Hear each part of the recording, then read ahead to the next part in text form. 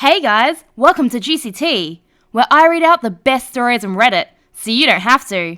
The funny, shocking, and satisfyingly juicy. Am I the a-hole for setting a glitter trap to catch my mother-in-law trying to snoop? Posted by It's Better to Be Lucky. For some weird reason, my mother-in-law really wants to go into our bedroom whenever she comes over. On one occasion, I followed her as she went upstairs. I was going to get something for my child as the bedrooms are upstairs, and she walked right past the bathroom on the main floor and up the stairs behind it. She didn't hear me, and I caught her walking straight into my room and rifling through the bills of my dresser. She denied snooping, even though I just watched her do it, and said she was just going to use our bathroom because she couldn't find the other ones. She had walked right past the one on the main floor and another one in the upstairs hallway to go into our bedroom. Since that happened, I installed an exterior doorknob that requires a key to go into our bedroom and one on the door to our office and spare bedroom.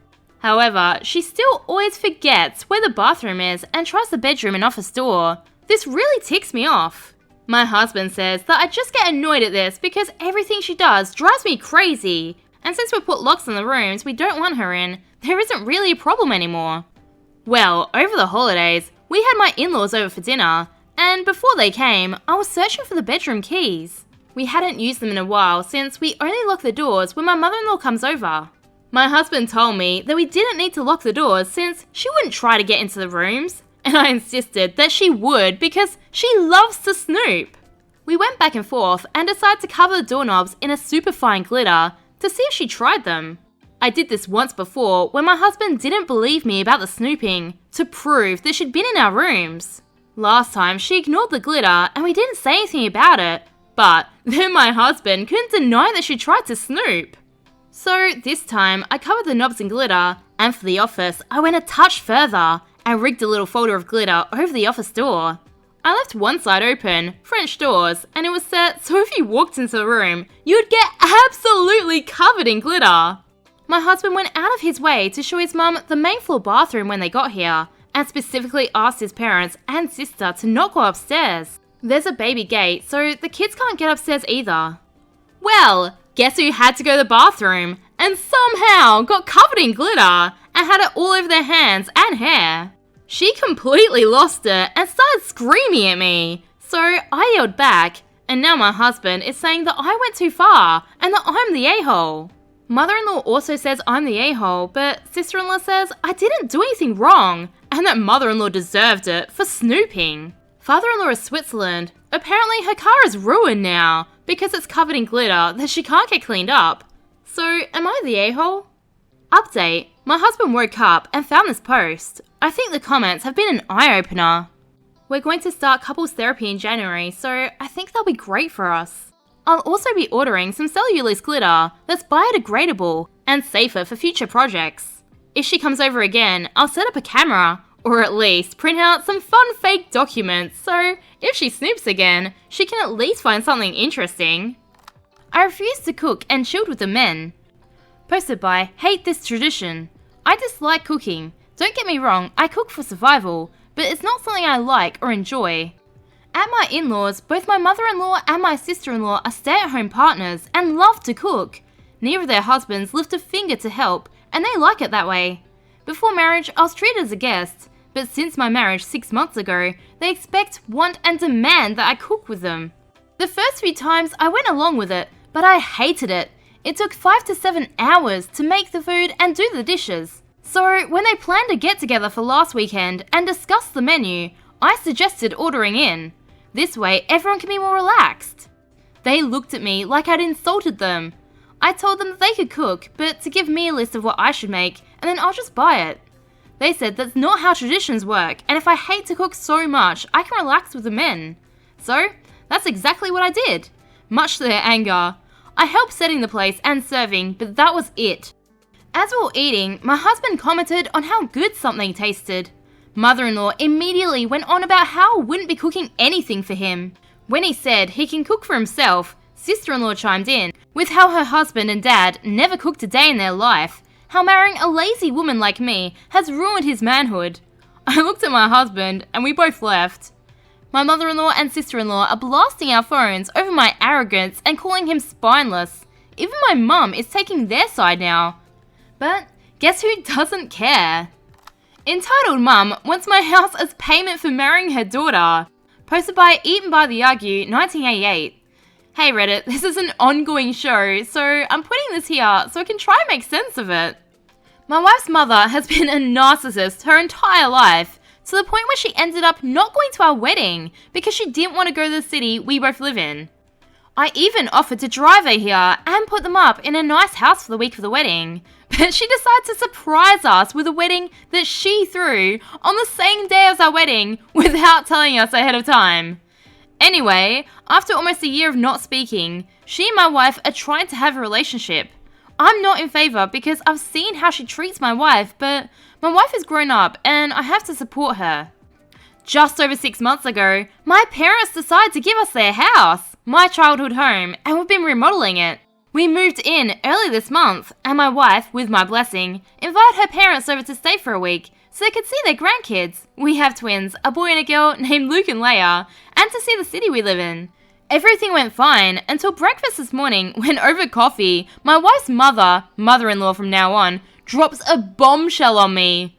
Mother-in-law, so OP. When I had my children, I wanted to have them so that someone could take care of me when I get old.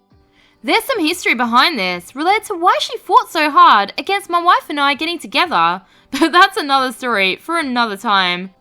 Wow, there are so many other stories I want to hear. Like, what was that surprise wedding she threw you? If OP posts them, I'll make sure to do an update. Me, take a sip of my coffee, waiting to see where this is going. Mother-in-law, so since you took her away from me, I think you should be responsible for me too. So starting tomorrow, I'm going to be living in your guest room, the room they've been using for the last week, and I need you to drive us back to our estate so we can pick up our things. Me, I don't follow. Mother-in-law, since you married my daughter, I only have one son to take care of me. It's only fair since you took her. Now you have the responsibility to take care of me. My wife, Mum, I think you should go pack. Mother-in-law, no! You married this racist slur. I should at least get some benefits. My wife, Mum, that's enough. We invited you to stay for the week so you can meet your grandkids, but now I'm starting to see that this might have been a mistake. Me, Mother-in-law, I think you need to go. I'll take you back to your estate, but you're not going to live here. So here's the current situation. Mother-in-law is locked in the guest room, packing. But we suspect that she's actually planning on squatting in the room. Whenever we knock, she starts crying hysterically about how she's going to die old and alone, and how my wife is a bad daughter for not supporting her mum, and how I'm a bad son-in-law because despite having money and a nice house, I'm not supporting her, etc. I'm on the phone with my cousin. He lives down the street from us, and his dad is a justice in the Supreme Court, so hopefully we can get the police to trespass her. And we're working out a response. Update. So, to answer a few questions, the wedding thing was a whole different story. And OP posted a link to the story. Yes, I could have just taken the door off its hinges, called the cops, etc. But all those solutions ended with my mother-in-law in the news or a police blotter somewhere, and I'd like to avoid that. Just sending her back home is enough to keep her away, since it's pretty far, and she's only been to my city twice. This is the second time. The end of the story isn't as juicy as the story itself. My cousin's father, my uncle and godfather, sent over the police captain, who brought 4 officers with him. The police managed to coax her out of the room and escorted her to the station, where a police car from her state was waiting to bring her and father-in-law home. The local captain didn't log the incident in the blotter, which keeps it off the books. Surprise wedding story, posted 2 years ago. The mother-in-law who split our wedding, or why my wife and I had 2 receptions. I don't know how bad this will be compared with other stories out there, but I'm throwing this out into the world to quiet the anger in my heart. I met my now wife when we're working at the same job, teaching at a small rural school. I'm the child of an upper middle class family from a big city, and she's the only daughter of a poorer rural family in a small town. We started dating and eventually got engaged. Someday, I'll talk about all the poop that my mother-in-law has put us through. I convinced my then girlfriend, now wife, to start going to therapy. My wife has anxiety and PTSD, stemming mostly from how her mother treated her growing up. With therapy and support, she's learning to stand up to her mother, and that came to a head when we started planning our wedding. My wife grew to love the city that we now live in and wanted to get married here. She picked a church and a pastor to perform the ceremony, and I took care of the venue and the food for reception. Her mother wanted to be held in their small town, at first because it was too far for her to travel, and after we shot that down, I offered to pick up her entire family and give them a place to stay here in the city, all on my own dime. She seemed to give it up, or so I thought.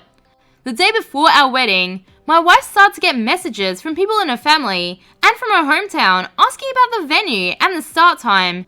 Except the venue they were asking about was in her hometown.